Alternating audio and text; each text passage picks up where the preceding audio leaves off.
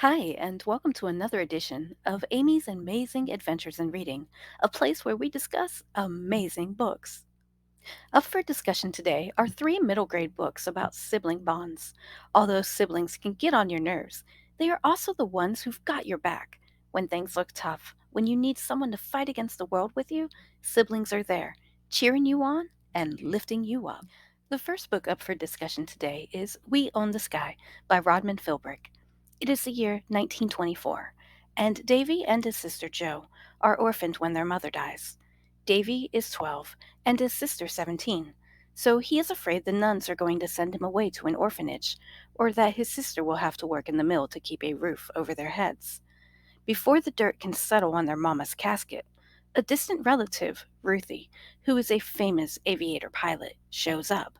She tells the pair that she'd like to take them in for the summer and put them to work at her flying circus. Davy and Joe don't know anything about Ruthie, outside of the fact that she is famous and flies an airplane. But with few other options, they agree.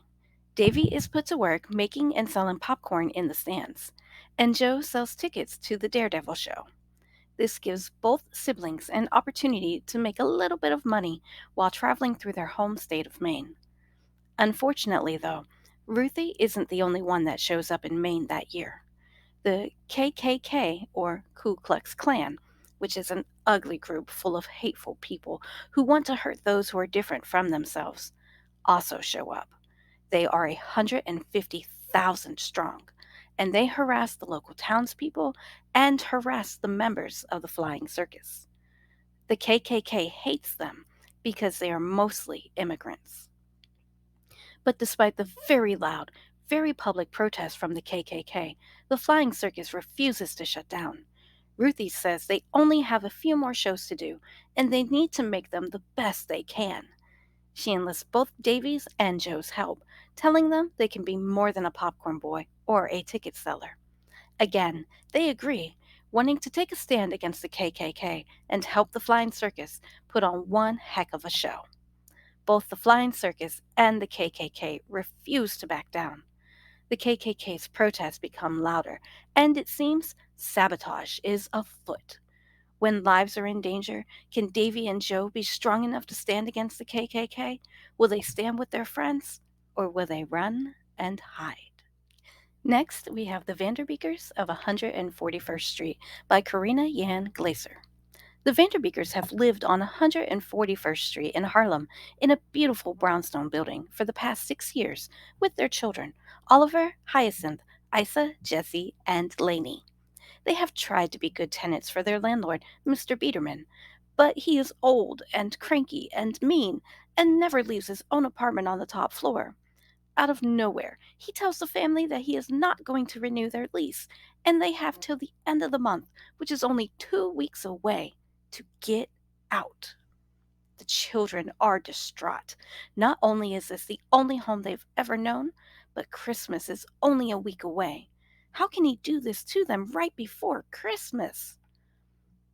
The siblings decide that they need to change Mr. Biederman's mind, even though none of them have ever even met him or seen him. But they have to try. They just have to. So, Operation Biederman, aka Acts of Kindness, is born. Oliver gives Mr. Biederman some homemade cookies from his secret stash. Laney gives him a small Christmas tree and a jazz CD. Jessie takes him some tea and scones. Isa gives him a CD of her playing the violin. Hyacinth makes him a homemade placemat and gives him a cute kitten. All they really want is for him to like them and to let them stay in their brownstone forever. But with each encounter, each gesture, it seems to put them further away. There's an incident with a broken teapot, and a destroyed jazz record, and a crooked placemat. But the children refuse to give up hope. Jessie wants to prove to the Biederman that they are well liked in the neighborhood and starts a petition to get him to let them stay. But when he calls their parents and tells them that someone gave out his phone number and now he's being harassed, it seems all hope is lost. With Christmas just a couple of days away, what can the children possibly do to convince him to let them stay? And if they can't, What will they do? Where will they live? What about their neighbors and friends?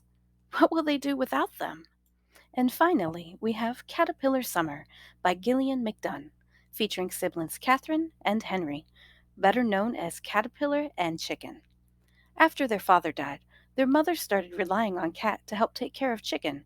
Caterpillar, Cat for short, became the glue that holds her little family together. Chicken has special needs. Sometimes things are too loud, and it makes him panic. Or sometimes things are disorganized, or there are weird strangers, or his day doesn't go as planned, and Chicken has a meltdown. He loves sharks, knows everything there is to know about them, and his toy plastic shark, along with Cat, are the only things that can calm him down. Their mother tries, but she works three jobs.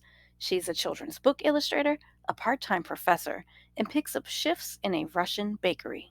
With all that going on, she doesn't always have time to address Chicken's special needs. And of course, there's almost no time for Cat. But for 3 glorious weeks, it'll all be different. The trio is going to Georgia to visit some friends on vacation, and their mom will only have to work for a few hours each day. Oh, how Cat is looking forward to it. But after the plane touches down, they find out that their friends have a family emergency, which causes them to leave the country. With few options available, their mom decides to drop Cat and Chicken off with her parents in North Carolina. The only problem? Cat and Chicken know nothing about their grandparents because their mom never talks about them. With their perfect summer ruined, how will Cat and Chicken cope? Will they get along with their grandparents? Can they find some common ground? Will Cat finally realize how it feels to just be a kid and not her brother's caretaker? And once she knows how that feels, how can she go back to taking care of him all the time? These titles feature orphan siblings who have to learn how to navigate an unfamiliar and unfriendly world. Siblings who have to convince an old, angry recluse not to kick them out of the only home they've ever known, and siblings who have learned that they can only rely on themselves to get through life. Will Davy and Joe survive the KKK's attacks? Will Oliver, Hyacinth, Isa, Jessie, and Laney convince Mr. Biederman that they are worthy of remaining his tenants? Will Cat and Chicken survive the summer with the grandparents that they are just meeting for the first time? Or will all these siblings crumble and give up? Will it just be too much? To find out, be sure to check out these three titles: We Own the Sky by Rodman Philbrick, The Vanderbeekers of 141st Street by Karina Glaser, and Caterpillar Summer by Gillian McDunn.